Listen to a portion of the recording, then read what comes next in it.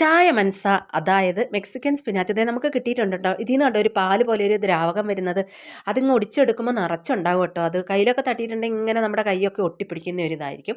ഇതിനെ നന്നായിട്ട് കഴുകി നമ്മളൊരു പാത്രത്തിൽ വെച്ച്, അത് കഴിഞ്ഞിട്ടൊരു മൺപാത്രത്തിൽ അടുപ്പിൽ 20 മിനിറ്റ് തിളപ്പിക്കണം തുറന്ന് വെച്ച്. മൺപാത്രം എന്ന് പറയുന്നത് ഇതിൽ ഹിൻഡാലിയോ അലുമിനിയം പാത്രമോ ഉപയോഗിക്കരുതെന്ന് പ്രത്യേകിച്ചും ഡോക്ടർമാർ ഇതിനെപ്പറ്റി ക്ലാസ് എടുത്തവർ പറഞ്ഞിട്ടുണ്ട്.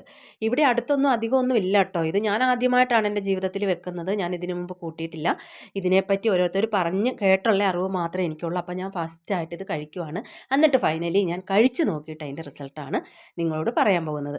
ഇത് വെന്ത് അതിൻ്റെ വെള്ളം ഒഴിച്ച് കളഞ്ഞിട്ട് ഇതിനെ നല്ലോണം പിഴിഞ്ഞെടുത്തിട്ട് അരിഞ്ഞെടുക്കും. നിങ്ങൾ പറയും അപ്പോൾ ഇതിൻ്റെ എന്താ ഗുണങ്ങളെല്ലാം പോകില്ലേ എന്നില്ല. ഇതിൻ്റെ ഗുണങ്ങളെല്ലാം ചീര വേകുന്തോറുമാണ് അതിൽ ഗുണങ്ങൾ കൂടിക്കൊണ്ടിരിക്കുന്നത്. കപ്പ നമ്മൾ തിളപ്പിച്ചൂറ്റി വെള്ളം കളയുന്ന പോലെ തന്നെ ഇതിൻ്റെ കട്ടുവെള്ളമാണ് നമ്മൾ കളയുന്നത്.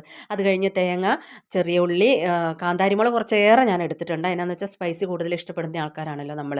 അപ്പോൾ കാന്താരിമുളകൊക്കെ കൂട്ടി ചതച്ച് വെളിച്ചെണ്ണയിൽ നന്നായിട്ട് കടുക് വറുത്ത് ഇതൊക്കെ ഇട്ടിട്ട് ആവിയിൽ വെച്ചിട്ട് ഒന്നുകൂടെ വേവിച്ചെടുക്കുകയാണ്. വെന്തതാണ്, എന്നാലും ഒന്നുകൂടെ ഈ അരപ്പൊക്കെ പിടിക്കാൻ വേണ്ടിയിട്ട്. അത് കഴിഞ്ഞിട്ട് ഉച്ചച്ചോറിൻ്റെ കൂടെ നമ്മൾ വയറ് നിറച്ചു ഈ ചീര ഞങ്ങളുടെ വീട്ടിലുള്ള എല്ലാവരും കൂട്ടി. ചെറിയ കുഞ്ഞിന് മാത്രം നമ്മൾ കൊടുത്തില്ല. അതെന്താണെന്ന് വെച്ചിട്ടുണ്ടെങ്കിൽ അവൻ ഇതൊന്നും കടിച്ച് തിന്നാനുള്ള ആ ഒരു ഇതായിട്ടില്ല. ഇത് കഴിക്കുമ്പോൾ കുറച്ചൊരു ഹാർഡാണ്. നമ്മൾ കടിച്ച് തന്നെ തിന്നണം. മറ്റേ ചീരയൊക്കെ വെക്കുന്ന പോലെ പെട്ടെന്ന് അങ്ങ് അലുത്ത് പോകില്ല.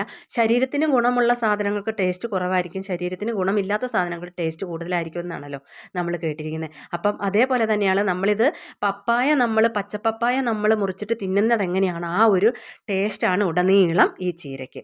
അപ്പം ഒരുപാട് ടേസ്റ്റൊന്നും ആരും പ്രതീക്ഷിക്കേണ്ട. നമ്മുടെ ശരീരത്തിലെ pressure, sugar, cholesterol, heart disease, പൊണ്ണത്തടി എന്ന് വേണ്ട എല്ലുകളുടെ തേയ്മാനം, പല്ലുകളുടെ എന്ത് അസുഖത്തിനും ഏറ്റവും നല്ല ഇതാണ്. നമ്മൾ അസുഖം വന്നിട്ട് ഈ കപ്പളത്തണ്ടും കപ്പളത്തിൻ്റെ ഇലയൊക്കെ തിളപ്പിച്ച് കുടിക്കുന്നതിലും നല്ലത് ഈ ചീരയൊക്കെ കഴിക്കുന്നതാണ് കേട്ടോ. ഞാൻ കഴിച്ചു, ഒരു പ്രശ്നമില്ല, നിങ്ങൾക്കും കഴിക്കാം.